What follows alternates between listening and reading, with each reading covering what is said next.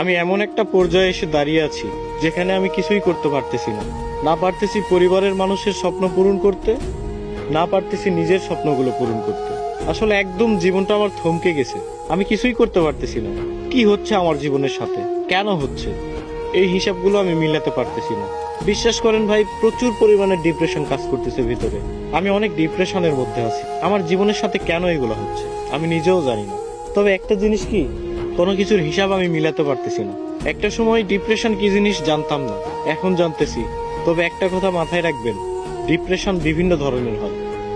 শুধুমাত্র প্রেম বিচ্ছেদের কারণেই যে মানুষ ডিপ্রেশনে ভোগে, বিষয়টা এমন না। সবচেয়ে ভয়ানক ডিপ্রেশন হচ্ছে ফ্যামিলি প্রবলেম। হ্যাঁ, এগুলো আপনারা বুঝবেন না, যারা মধ্যবিত্ত পরিবারের একমাত্র তারাই বুঝবে।